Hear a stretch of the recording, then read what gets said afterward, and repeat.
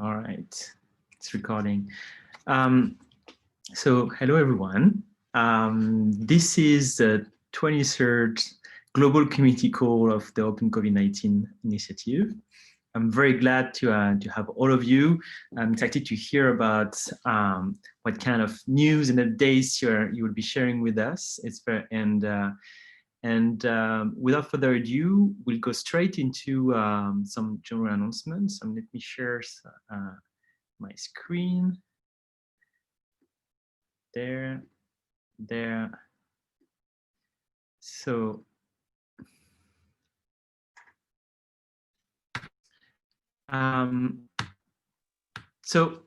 first thing is, so we had our fourth round of JOGL macro grants opened about 10 days ago, and I mean 2 weeks ago almost, yeah. And we received so far 11 projects that are extremely high quality. Like it's probably one of the most challenging rounds we've seen. So it's going to be interesting how the reviews are going to come up. So I'm really looking forward to it. If all the projects get above the thresholds, I'll try to see if we can still actually fund all of them. So there is no reason that it shouldn't be the case. But it's really exciting. So congratulations for the one who applied. I think you're just proving again that open community science projects can really be of high quality. Another thing that we've been thinking about, which would be very compatible with both the needs of this community and this approach that we have, and well, the philosophy, also of JOGL, is would crowdfunding be an option for gathering funds to bring more funding to projects, through the creation of those micro grants, and it seems that we could imagine actually organizing such a crowdfunding potentially before the end of the year. COVID-19 is still very strong.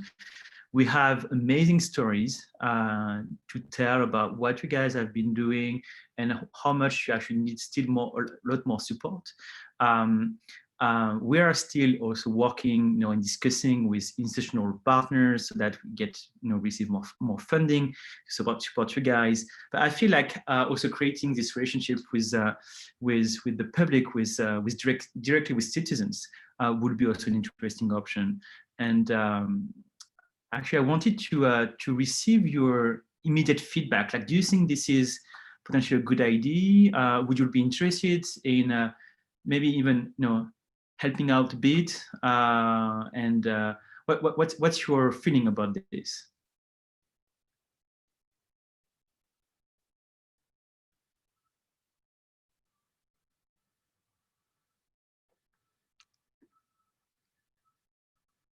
Nobody has any opinion? Can you try to describe it a little bit better, what you have in mind, so maybe we can comment on that, because that would be a good way to start it. Yes. Yeah. So what I imagine is running a crowdfunding campaign for the OpenCovid19 initiative, where we would try to raise funds, as many funds as possible, that would be allocated to this program so that it can be transformed also into macro grants. And so that the funds can be used and decide how to be used by the community through the open peer reviewing system, if you want. And so it's a way to involve the community even more, in how to support the project, if you want.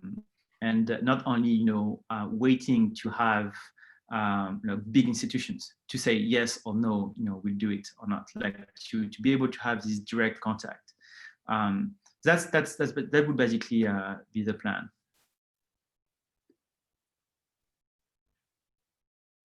Well, I can say something about crowdfunding because at Hackarium we did a nice We Make It campaign. I guess it was the end of 2017. And at that time, it worked really well because especially with a scientific project, you could get this doubling of funds. And so, yeah, it really helped Aquarium to end up in our new space. But yeah, we did that also for La Payas, and it worked very, very well. And I imagine that if all of us actually really come together to make this campaign successful, we could really go quite far and actually get even more, exposure, so creating more momentum around what's going on, within this community.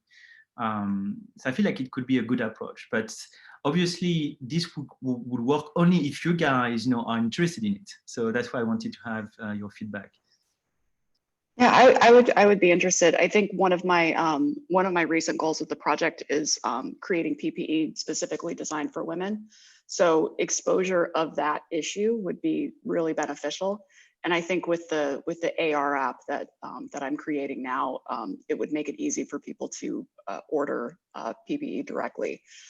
Because I'm having such a difficult time working with the federal government and getting them to approve respirators, this might be a way for me to just directly access people and kind of go around that a bit. Sounds great. Yeah, that'd be cool.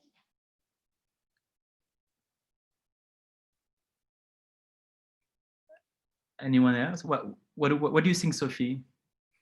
I think it's a good idea to have people involved, actually. And what I see, for example, from Guadeloupe, every time people want to make a project, they always want to lean on institutions. And when I had the chance to discuss with people, even people involved in association, they would, when I was talking about personal commitment of people, they would put me back to the political part. They would say, okay, but you have to be you should talk with this political person or to these institutions. Nothing will be done without this institution. Exactly. And everything that I see is people who have ideas and good projects. They always need to find the authorization of an institution, and they have the feeling that without the institutions, nothing can happen. It's a very good point. Yeah. If people are involved and are ready, it's change management, because it would mean give money for something that you expect an institution to do. So it's a big change, but it would give to people the idea that it's possible. We can do something and we can influence local policies. May I say something? We were discussing this with Rachel this morning, and according to my experience, how to say, this movement of citizen science, people outside they see it's like a club of hobbyists. It's not taken seriously. And of course, people try to lean on some institution because for now you have zero acknowledgement, just zero. People are thinking that we are hobbyists and everything we are doing it's like for fun. And even if you come to them and you say, hey, have a look, we have something working here, and they ask, okay, what is your certifications? As we had it in Corona Detective. Who said that you're cool? You yourself said that you're cool, but we have no proof. We never seen that something cool comes from such type of organizations. So of course, either middle point of everything now is it's like it should be somehow it's probably how to say, there should be some way to standardize probably improvements, some kind of projects. I mean, you know that they come through some procedure, And you can say, yeah, okay, guys, they passed this stuff, or like some probably inner certification or whatever. I mean, we have to think about this. Because like, you know, some random thrown information, I have a look here, we are cool. But the problem is that what we try to offer, it's too complicated to understand it fast. It's like, you know, it's not open source software when you just click your button and you see either it works or not. And the same you have with your open insulin ratio. People are not going to inject some random stuff. Sorry, it's like it's not it's a human body. It's not a computer. So there should be some kind of way to prove this is good, or at least it's not bad. You know. So I completely understand these people who want to lean on some institution or be in collaboration or whatever. I think a lot of that is how we frame ourselves as well, and how we communicate out to the world, because there's a huge amount of actual highly qualified people involved in this. And if you are to go out to the world, you need a very inspiring and kind of high vision pitch. And it needs to look great on your videos and all your promotional sides of things. Exactly. And I think that we're succeeding at doing something very important here altogether. You know, right now is proving that this kind of open, you know, community-based open science approach really works. You know, and so the idea is that at some point, if you get you know, even like validated by the JOGL community through this open peer reading system, it becomes some kind of validation. You know, that you've been reviewed, you know, and you know what you're doing is transparently. And so you almost, it's almost some kind of say, okay, you know, I'm doing a project, it's been reviewed, I'm associated with this, you know, program, I'm even being funded, you know, and stuff like that. So it brings you some legitimacy, even in front of an institution. And you can also provide other examples. I hope that, you know, in a few months, we'll be able to provide a list of like real life achievement that the community has done and real impact. This will grow with time. So there will be this curriculum of actions that this community would have done that you can count on, you know, and show to any further institution to say, if they're doubting you, they say, look, you know, those guys, you know, those persons have done the same and they've succeeded beautifully, and we're just pursuing, you know, the same philosophy. So I think that it's normal for, as you said, for institutions to doubt, but it's changing, and it's going to take some time, but it's definitely changing. And the fact that through JOGL we succeeded, you know, in getting, you know, big organizations to fund us so that we could fund also this program is also a big sign. But it's not enough. That, yeah. Sorry, go ahead. Yeah. Go ahead, Adrien. What I'm thinking, obviously, we have this dichotomy between, okay, so we are community and we are not institutions. So obviously, there's a quite big difference in there. So one part of the, you know, like this juggling act that we have to do is to make sure that we still have a bridge, or at least an interface within institutions. And for that, as you said, you have to have some kind of validation, some kind of quality control, some kind of certification, sometimes of something. But in the same time, we should make sure that we keep our strength. And our strength is actually not necessarily in the institution itself. Sure, yeah. Our strength is in the community. Our strength is cutting these links that, you know, they are burdened by too much bureaucracy, by too many formalities, but by too many other things, and opening to everybody else. And I think that's where the JOGL example is very brilliant in there, because JOGL, at the end of the day, was one of the very few organizations or whatever, I'm not sure if I should call it organization, but that opened it to the entire world and said, look, you don't have to be an academic, you don't have to be a professor, you don't have to be something like this. You can come from another discipline, but as long as you offer skills and you have interest and you can contribute to a project, you can achieve amazing things. And I think that's the important part. And that's probably also the crowdsourcing part, that we can open it from that perspective too, right? Because if if I'm an individual, well, I'm an individual and I'm acting in here as my own. I might be part of an institution as my full-time. Oops.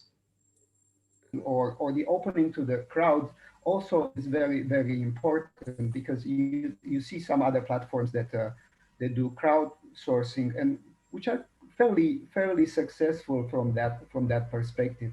So yeah, I think we have to keep to our roots, but in the same time try to also build this bridge and make this bridge easier to be crossed between us and the existing institutions. So I think that's where the secret and the success will be. Yeah, again, we of course we always can achieve perfect results, and but the problem, this is not information poor. Again, it's not mathematics when you could sit alone and show perfect results. I mean, in our case, again, in case of Corona Detective, we have to first we need just people who are contagious or not contagious. We need a lot of people to show our results. And now situation is so that we cannot do it alone. We can be like 10 parallel months of biology, but without being somehow involved in infrastructure, without letting people work with them, we cannot show our productivity. And I believe from this point of view, it would be I mean, not only our project, but a lot of projects, they need kind of infrastructure, to make this, for instance, process of certifications easier, because it's already 2 weeks. We have this discussion, we try to pick up some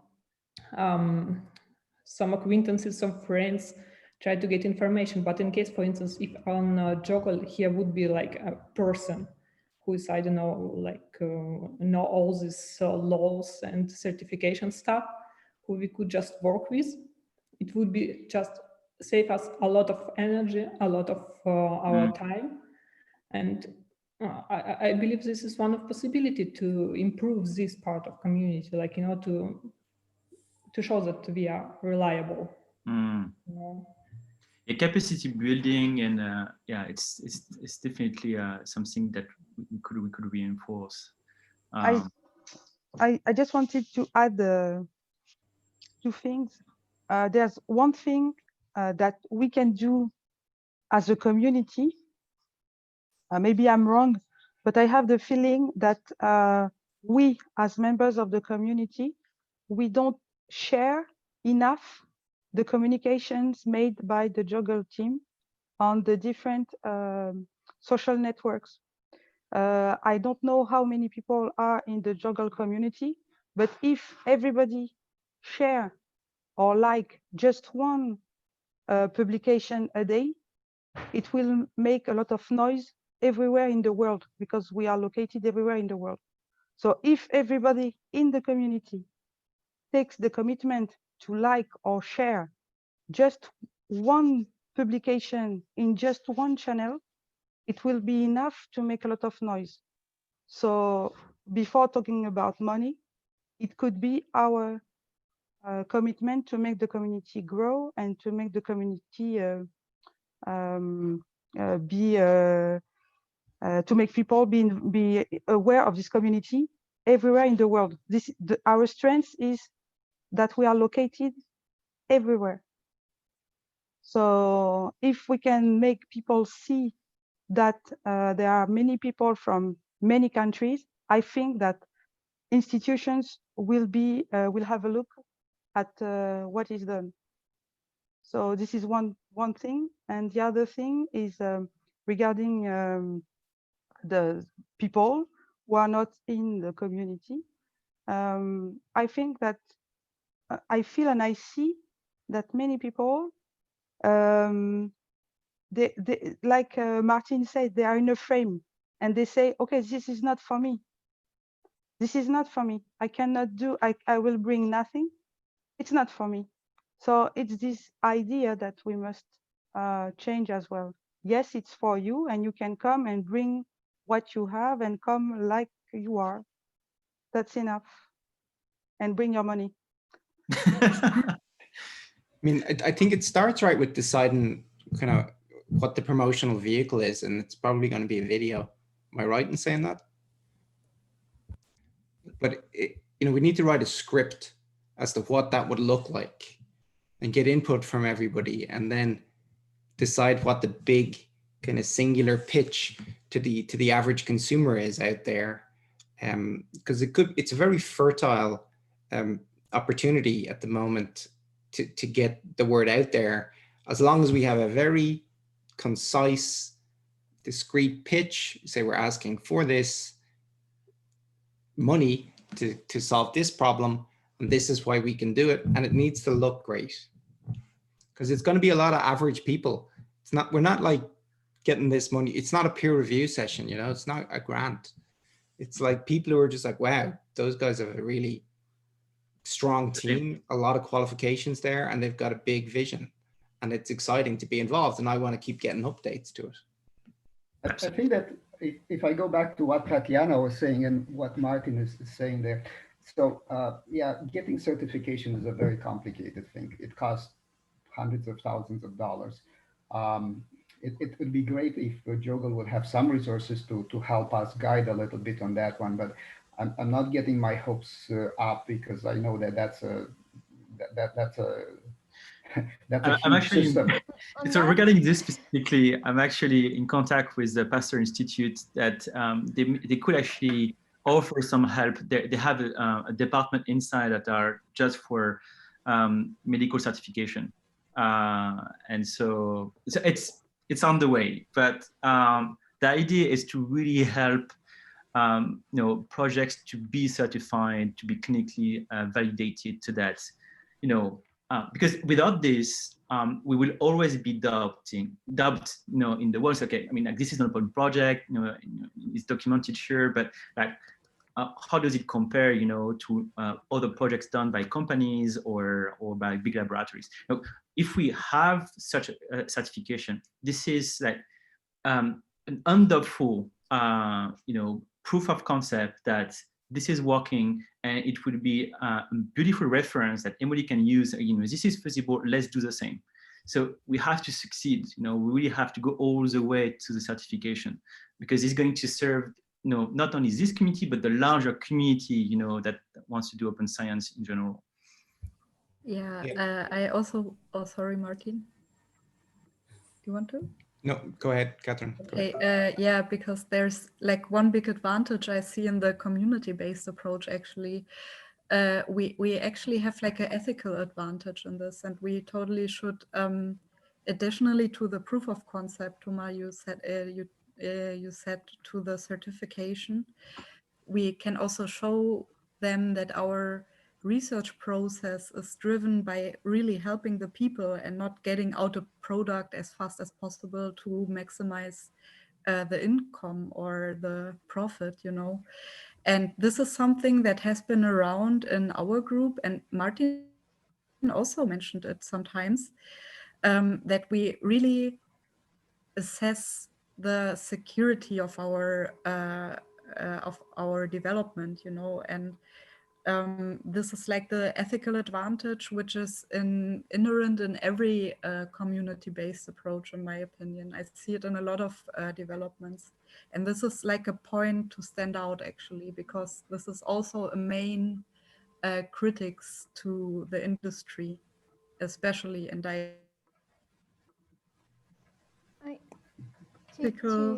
uses. Oh, sorry. My connection is unstable. Oh, sorry, I interrupted you. No, it's okay. I just made my point. And I just wanted quickly to add, I reached out to some people I know at the Paul-Ehrlich Institute. They are also doing the regulations in Germany, just to get some information, because I think it will be the same in the European Union, but I haven't called them yet. Because I just know people from the research side, and they told me like the regulational part is totally, there's a huge boundary between them, but there's a number we can call, and they said on the page that the whole process of helping getting this regulation costs usually 2,000 to 4,000 euros of fees to the Paul-Ehrlich Institute. additionally to the costs you have for the experiments.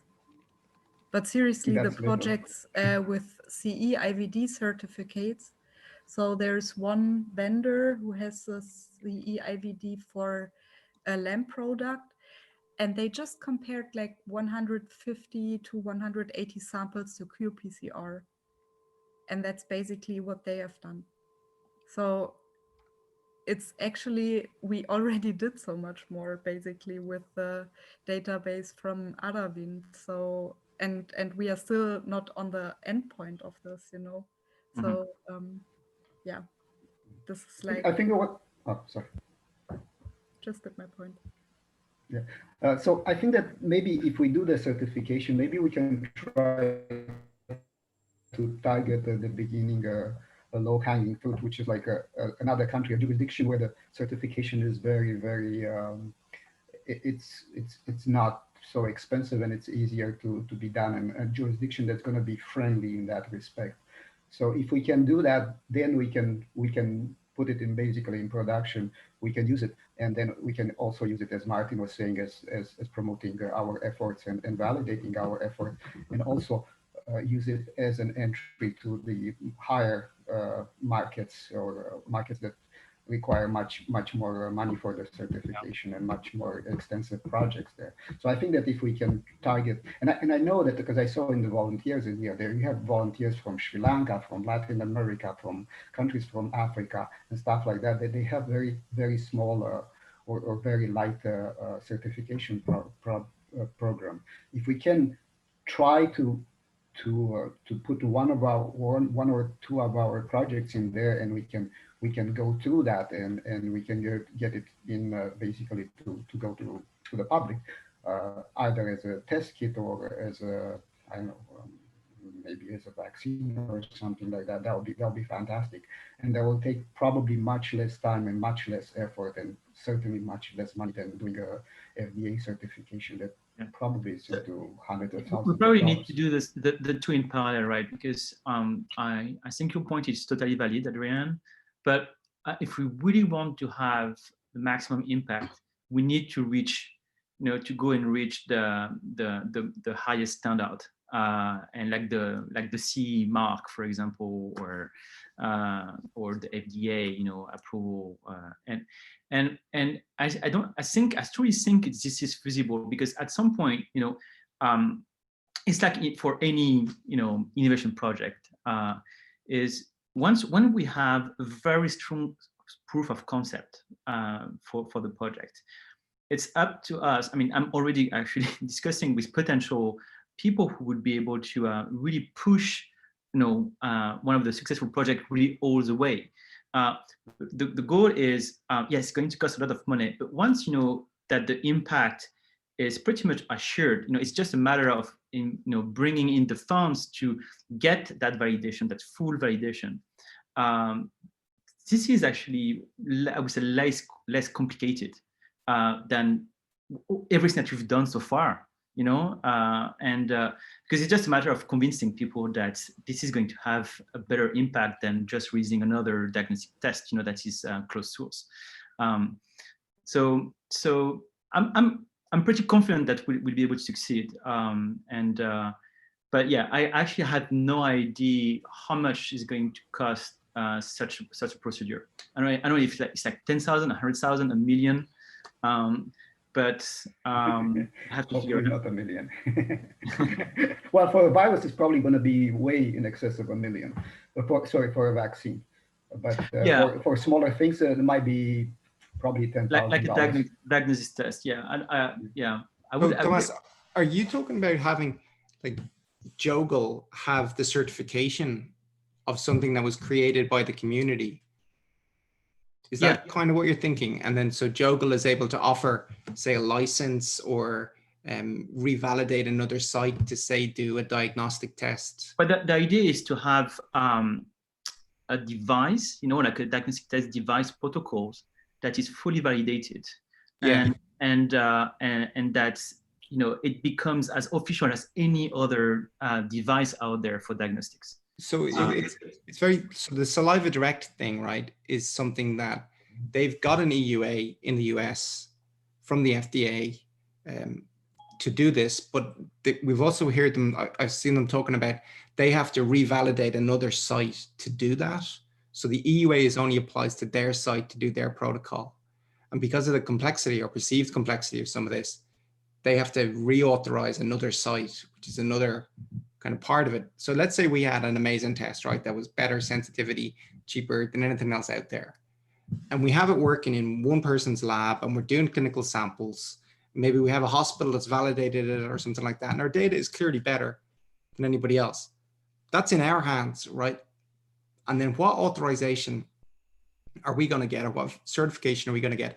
And then are you proposing kind of that JOGL would then be able to relicense that to another entity to? So it's the idea is everything will be open source, right? So the idea is to get as far as possible in the openness, meaning that if we'll have to think about it, but the whole protocol, the whole thing, will be available online. But it's not because the information is available online that any company can just pick it up and implement it. You need to be able to work also with the people who has been creating the project, because so the idea is probably at some point, once we have such like a advanced project, to make a call for companies around the world, say, okay, who would be interested in manufacturing those tests, and then we'll be selecting the companies that we would like actually to enter this open relationship with the community, so that they can manufacture it and they can potentially even help improving it also in the future. Branded with their own branding or whatever it might be. But like, this is something that the community struggles with, right? It's that people develop it all around the world and it's in their own labs and their own knowledge and everything goes into it. And then that has to filter up to an actual real world entity, which could be JOGL or something else. And then people are like, well, that's not the community. That's like one separate. So, it's just, we just need to address that. And people in the community need to recognize that there will need to be an entity that's applying for these certifications, which seems like JOGL is a great vehicle for that. Yeah, it's something we'll have to get into. I have no idea if does it mean like it's an open question. Nobody's done that for so far. So if JOGL needs to apply and represent the community, we'll do it with pleasure. But the idea is that we need to make sure that the like the privilege of the community, the role of the community is very well represented. And that's, you guys are first, right? It's like, it's not about us, it's and so we have to imagine a framework here, and I have actually no precise idea yet, but it's going to come. We'll have to face this, and we'll have to create something that makes sense. It's going to be exciting, a little bit of brainstorming, but and the whole idea is that you guys are probably not interested in creating a company to manufacture the test and and distribute those. That's not why you're here. And so it's like, how do we create? Sorry, I interrupt you, but why not? I mean, why not? I mean, if you want, yes, please do. It's like, it's not mandatory, right? It's like, not, probably some of you are interested, and that's great. And we'll help you all the way. No, absolutely. I mean, the precedent for this exists, right, with things like the Linux Foundation. But it's hard to compare software to biotech, actually. It's really hard because the implications are so different and the whole manufacturing process is different. And we already had this discussion about quality control and GMP manufacturing, which is actually like the main boundary in the whole downstream process. That's so I think that now that we're entering a bit like a new maturity phase, for the project, that we're not in purely R&D anymore, and we're asking questions about certification and even manufacturing, distribution, stuff like that. That we could create, like what JOGL could do is facilitate the creation of a group of partners that are like specialized in normally doing this professionally, but would do it, either voluntarily, like for free, because it's a community and they want like normally you can donate your time, as a company, you can lend some of your employees, for example, for a good cause. So we could imagine actually doing this, finding those partners and providing them to the projects, or if we find the right funding to make this process also happen, and pay actually professionals to help you guys get all the way there. So yeah, this One thing that I would find interesting, like on this, if ever like JOGL has to put resources in order to really go forward with this kind of needs, is for us to kind of crowdsource the needs, because like many of us have expressed similar needs, but this is not really something we can see like on Slack or on JOGL. So maybe it would be interesting to really just like ask the whole community who share these common needs, so that you as members of the community can build like these resources, like share them, and we can put it like online, like all these protocols or these procedures. So that would be a way to attract people from outside and country, whether they are from institution or not, and maybe like just like grow the pool of people that are contributing. Because my concern is that if we rely on one person just assisting, this may have a limited impact. Although if we just gather and crowdsource, like, and ask around who has done that, who can help, and really just document it in a very open source way, that could just progress way faster. Absolutely right. And I think we should definitely do that. But there is like documenting how you make things and actually making it is two very different things. And so you need people that are used to do that for you. Like you don't want to enter that process by yourself, and because there are so many rules, so many subtleties when you write the files, the applications. I've been part of a committee for the French Open Data Institute, where we were observing the applications coming from companies or laboratories, so that they could access the national repository of health data from French people, and we were observing if they had any public interest. Like they had to have some kind of public interest in their approach, otherwise they wouldn't get access to the data. And but what I remember looking at the application is that it's super standardized. Like you cannot invent this. You cannot just go there and make it yourself. You need to have some help. You need to pay people to make it for you, basically. But I don't think this is unfeasible. Once we have project the high enough maturity, arguing, okay, we need actually this extra money to go all the way to here is actually not that hard. So yeah, I think we had a fantastic discussion. It's already 6:45. So what I propose is that we cut the discussion here. Everything is recorded anyway, and it was beautiful. I think we definitely have something. I'm going to probably have a talk with the Pasteur Institute department, for evaluation this weekend, and I'll come back to you. And I also keep you in touch with how we think about organizing the crowdfunding campaign for the OpenCovid19 before the end of the year. So news are going to come probably pretty fast. let's get into the normal phase of the call. I would love to hear more about your updates. So let me share my screen again.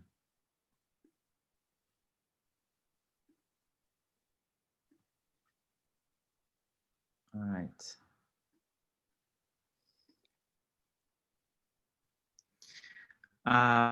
Oh yeah, before I forget, it would be so fantastic for us as we're also trying to share your stories and share like your updates and proof that you guys are truly advancing through the program. If you could update from time to time your JOGL profile, that would be really, really fantastic.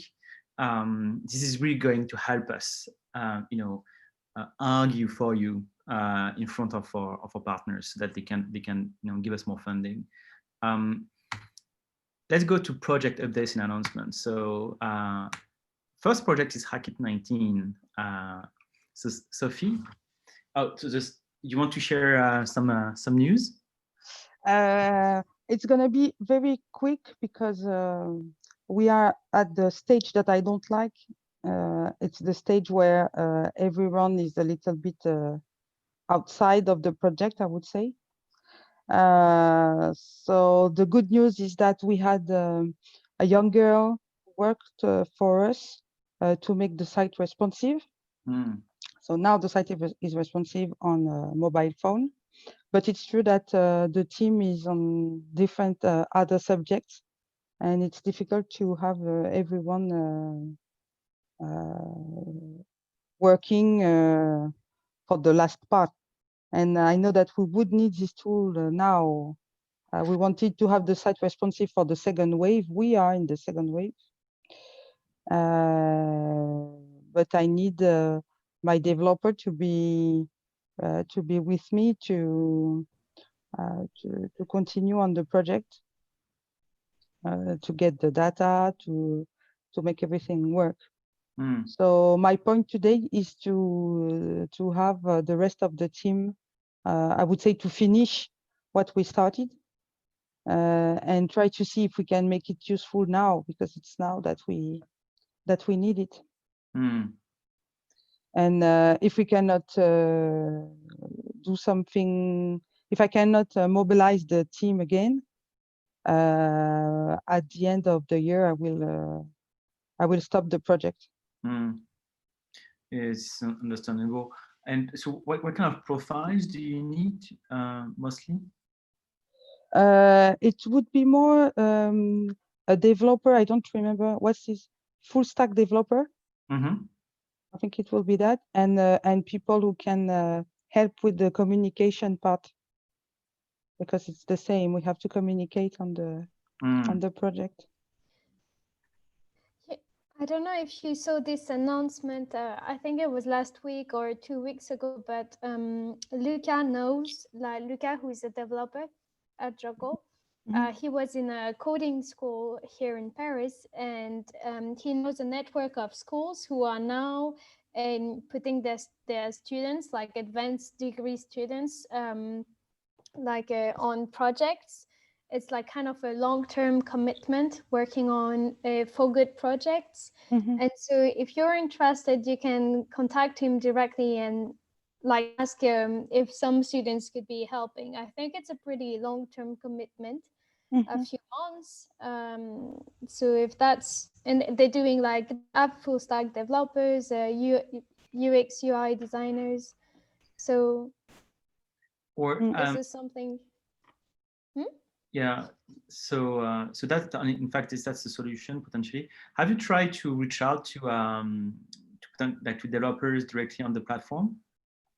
No, not yet, because I still had the faith that the team would join again on the project, because I asked them to make the call, the presentation that you were making to present the project and what we do, etc. So during the summer, I asked them to do this in September. They said yes, but nothing really happened. Okay. So Yeah, I would definitely try to contact directly, JOGL community members that have skills that are of interest. We have a lot of developers, people that are skilled in development on the platform. So, so definitely try that and reach out to them. You can send them direct messages if you want also. I will. Awesome. Well, good luck with that, Sophie. Thank you. So next project is Corona Detective with Rachel. Yes, so we are all anticipating very much more good stuff to report in the next couple of weeks because they're the semi-final rounds of this X Prize. And Guy has made a bunch of dried tubes that work really well. And he also shipped a whole bunch to Sri Lanka. So they'll be tested after this no cold chain shipping in Sri Lanka on the X Prize samples and in Paris on by Guy directly. So with fresh tubes and shipped tubes. And so we're really looking forward to seeing how well we do on their blinded proficiency test is what they call it. Yeah, So we're all looking forward to it. And we think, I mean, that is a huge logistical challenge for them. And in fact, yesterday, some things that were supposed to be sent to the people in the States, in Chicago and in California, I guess they got tracking numbers, but in the end, they got nothing. Wow. And so it's really an interesting time. But we think next week, we'll be testing the Corona Detective for this. And if you get to the finals, which is Crossing fingers. but then there's going to be a lot more clinical validation included in that. And so, yeah, of course, our long-term plan is still, even if we don't do very well with the X Prize set, we're sending to Chile, to Cameroon. We've gotten confirmation that all the people who said they wanted to do things with us do, plus a couple more doctors.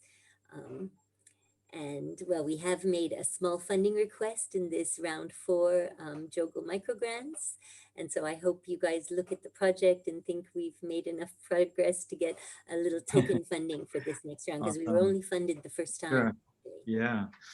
And in fact, so I just actually put you all diagnostic projects in contact with APHP in Paris, so that they can continue testing your kits too. Yeah, I saw that mail just now, and I'm sure Guy is just going to directly want to give this guy in Paris tubes to test on validated samples. Yeah. Awesome.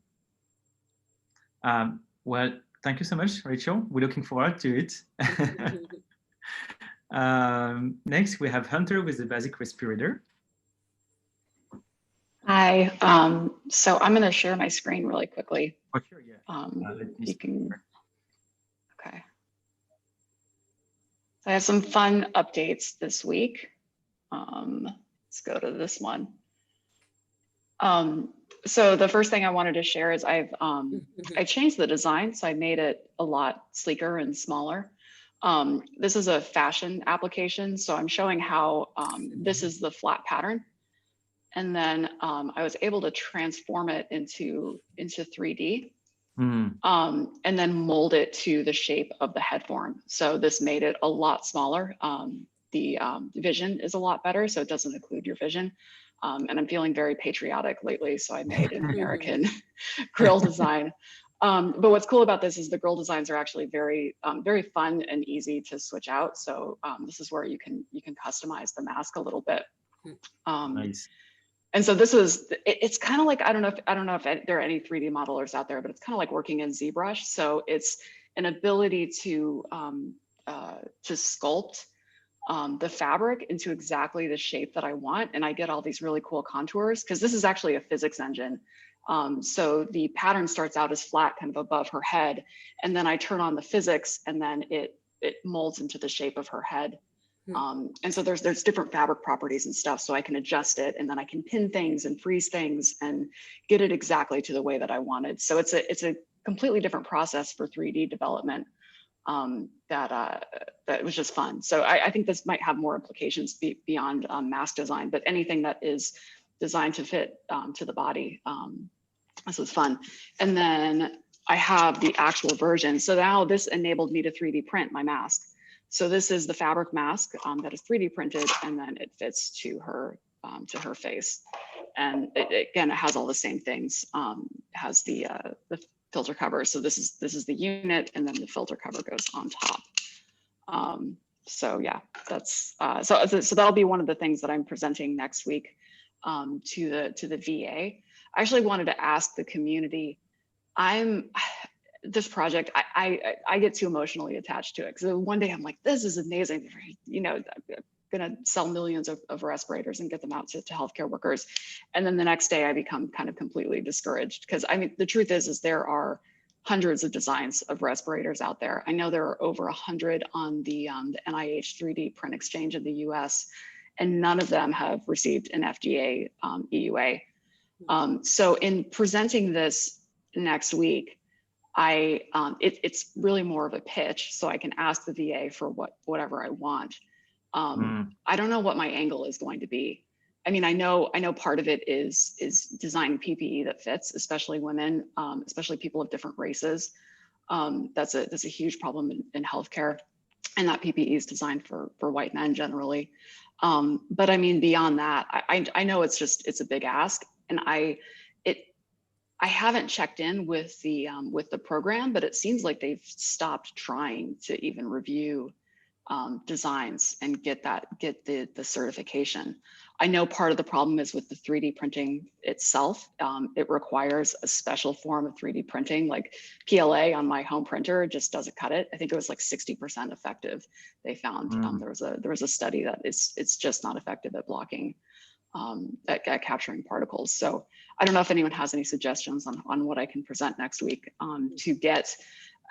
Really, it's just more of, it's not just funding, it's also getting some involvement from the scientific community and expert opinion and validation, just to continue the project. And so, yeah, that's kind of where I'm at. I think have you tried to send such a request, for example, like on Slack or on the JOGL platform? I think yeah, you should definitely try that. One question I have for you is, do you have something to protect the contact between the skin and the plastic?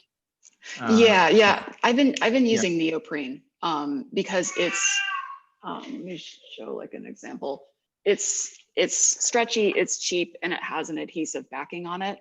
So that forms a tight seal to the face, and you can just throw it away after use. So both the straps and the neoprene can be thrown away. And so from what I can see, there's also a very thin layer of neoprene that I can apply as a gasket between the filter and the mask, because I know that's a part too where particles can come out. The other advantage of the neoprene is that when you apply, you can get it in, as thin as a millimeter thick.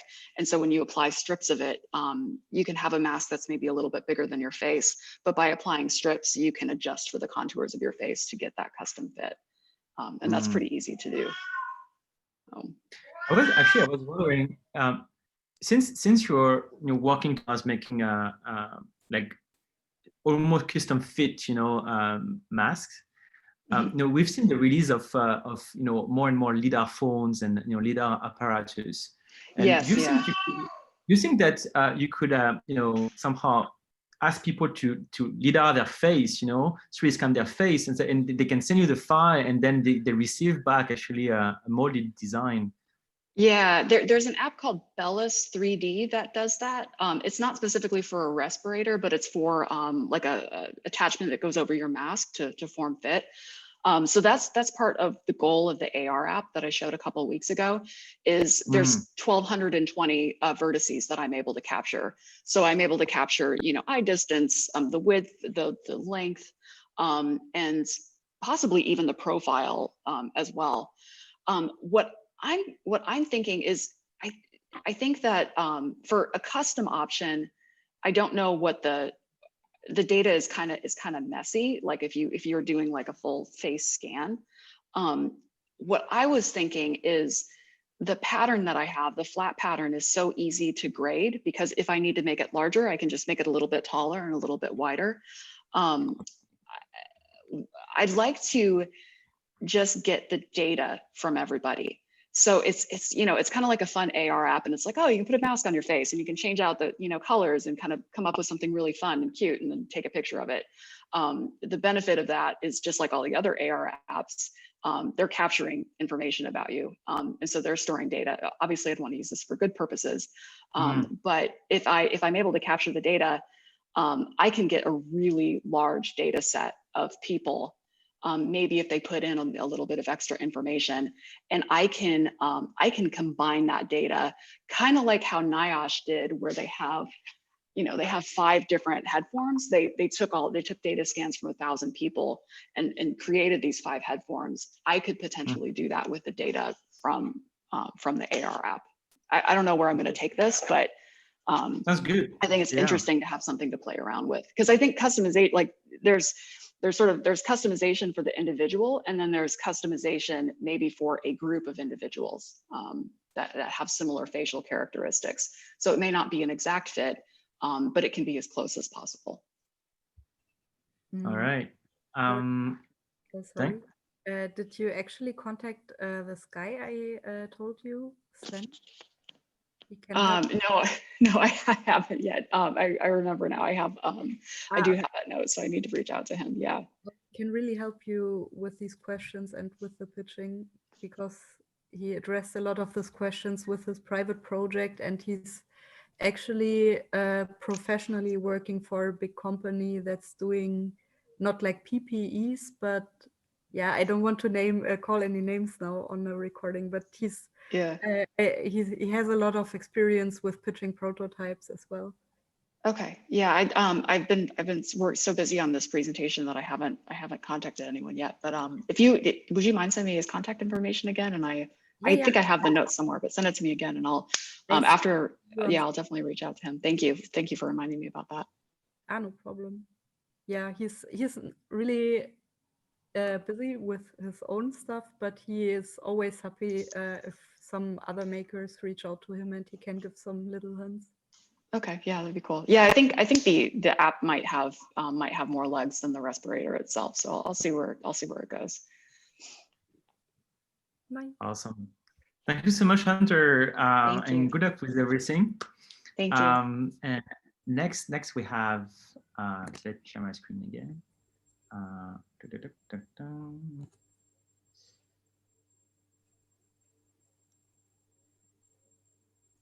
Oops, no. All right. Next, we have the bioreactor project with Adrian. Adrian, would you like to share a screen or just talk this way? I'll just take this one, no problem. So obviously, so yes, we did have some a little bit of a break time there, and some people, well, obviously we are all volunteers, so you cannot force people to do things at a certain time. But we are still continuing to work on this. We are continuing to work on the integrations. We have several software versions coming out. We fixed some of the bugs and adding some new capabilities, and we are working on the on audit capabilities where you can get a full log of what's happening in the bioreactor in terms of temperature and other sensors. And there's a fairly large effort into changing the casing by moving to a stronger material and redesign. And that was a little bit, there was always a challenge because companies don't like to do that. They are not available right now, or they are very expensive. We changed to this new material, which looks like this. It's actually the same material that the cutting boards are made of. So practically one of the things that I did was cutting my wife's IKEA cutting board, as you can see in here. So it becomes a much stronger case, and we did this system where, it's called a finger joint. Okay, so basically, instead of having to use screws and other things, you just basically assemble it like this, and at the end you end up with a box kind of like this, which is the advantage of this is it's much more resistant, and it's also a little bit flexible.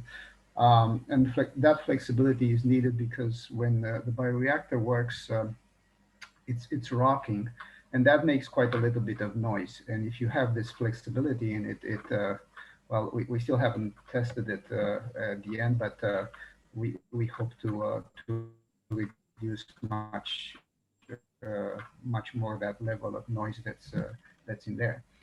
Okay, and what else? Oh yes, and in parallel we are looking at adding some new sensors.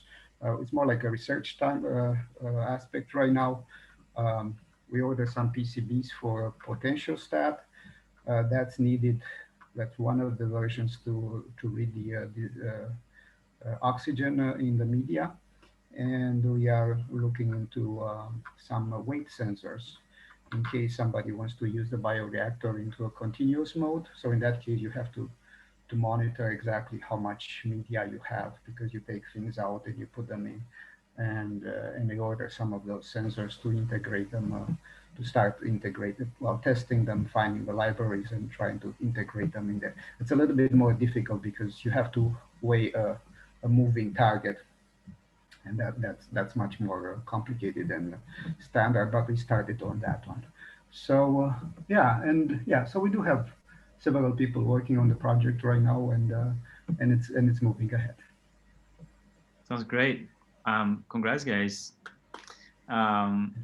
So I think that's pretty much all for today. And I really appreciated also the open discussion we had in the beginning. It's going to be followed, and we'll be releasing the results of the review. If you have the time, please go and review some of the projects that have applied. Don't feel obliged, and it's, the projects are really cool. So I'm sure you're going to have some fun reading them.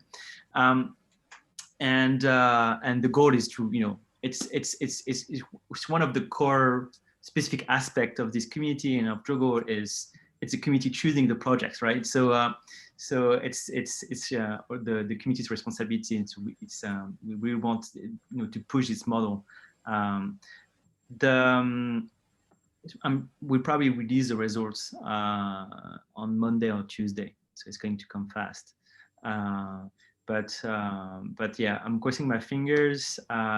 We'll see if all the projects go through the threshold. So thank you again, everyone. I'm super happy to hear about the exciting results and updates that you all have. Yeah, don't hesitate to share your needs on the platform directly, or to reach out to people that could help you. Just look for the right skill set. And I'll keep you updated also with the strategy regarding a potential crowdfunding campaign for OpenCovid19, but also the discussion we'll be having with, how do you call this, the evaluation agencies. So before we go, let's have the traditional group picture. I don't have any more lights. It's terrible. I'm in Airbnb in Marseille, and the place is not very well lit. The lamp behind me is not even working. So let's activate all our video stream. And with Catherine and Martin, you can activate your video stream. That will be great.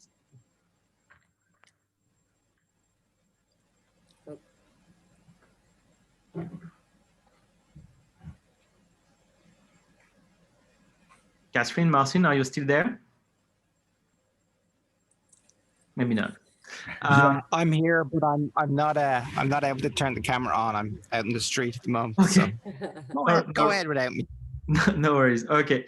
All right, let's go. Okay. Hello. Hello, everybody. All right. Thank you so much, everyone. Have a great evening or day wherever you are, and let's talk soon. Yes. Bye-bye. Bye. Bye. Bye.